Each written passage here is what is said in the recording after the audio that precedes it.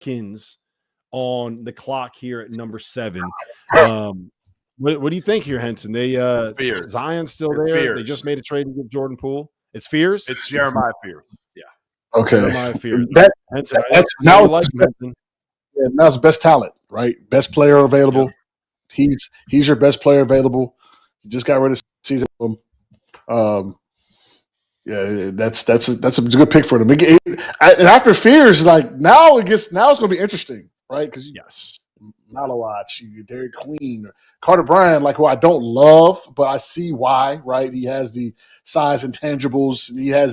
He looks like a pro. So this is what I'm excited about now because the guys that we thought were the guys are off the board. Randolph, what do you make of this Fears as a player? He was young. He reclassified. He turned 18 in October. He's 2 months older than Cooper Flagg. He bet on himself. It worked. He was one of the most productive guys in the SEC, but he was not efficient at all. Turned the ball over too much. The passing reads aren't quite there. Shot 44% at the rim, under 30% from 3. What do you make of him as a long-term prospect here in the NBA? Rob, but all the intangibles are there. What he has that you can't teach is extra gear. There's not many guys as fast as he is with the ball in his hands. And when you see it on the floor, you see it. Sometimes, again, he is moving faster than his mind is processing things, and he gets himself in trouble. But when he's dialed in, again, you see the upside. You see what he can become. With the ball in his hand, he can go 94 feet as quick as anyone in basketball. So that's the one thing that's going to jump off from day one. He's going to learn how to play. He's going to have to get physically stronger. He'll be in a situation there again. I think the Pelicans are headed for a reset eventually here, and I think he's found himself in a really good situation. Henson, you agree?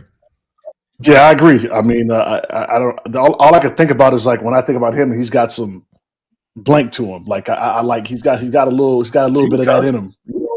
He's got some shit to him. So that's what I like about him. That's what I like about him. When you watch him, Rob, he's one of those guys.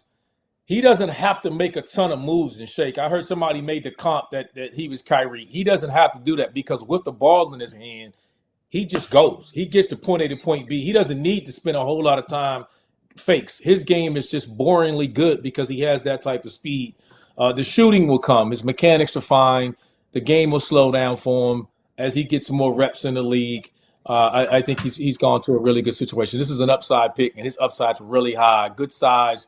Brother has helped him out tremendously. This guy's came out of nowhere, like you said. Bet on himself, and everyone sees the potential of what this kid brings. Shout out to his chain. Can I give you a double chain? And RC, tell me if I'm off on this one or not. But I heard this from another NBA guy, Jeff Teague. Jeff Teague with Jeremiah Fears. Do you like it or not? I like it because he's bigger. Jeff had really good speed. I think he's probably a little faster with the ball in his hand than Jeff was, but I like the comp. I do. I think that's a good comp. Will he improve his jump shot? All of those things, that just depends on the kid, the individual, how bad does he want it. Now we're going to learn a lot about him. But everything that you've seen about him, you're going to love. I think that's a really good comp. I'm not big on some of the comps get crazy. I actually love that. I think that's a really good pick. Sure. Yeah, we have guys that are getting picked like 12th, getting compared to Michael Jordan, saying, he's going to be a combination of Anthony Davis and Kevin Garnett. I will say, Kendrick Perkins the other day said that Cooper Flagg's comparison was if Kevin Garnett and LeBron James had a baby. And like, I actually thought that kind of made like it's a weird comp, but it made some sense to me. Like it's not the craziest thing that I've ever heard.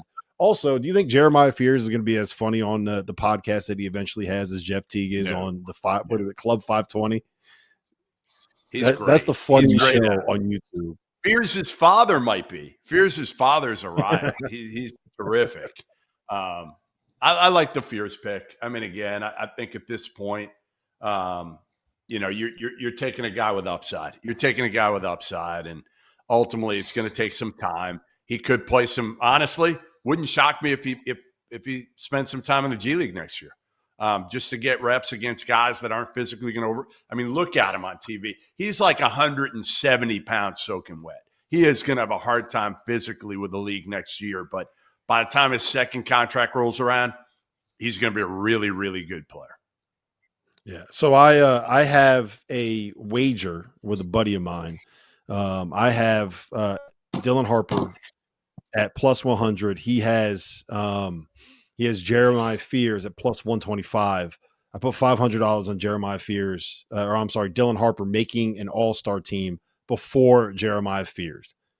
My 500 to his 400. You think that's a good bet or no? Who bet you? Who was that with? You said a buddy of yours bet you that Jeremiah Yes. Fears will make. Wow. Make an all-star team before Dylan Harper. If anybody other than his dad, he's got to be one of the dumbest people I know. He's just giving you money.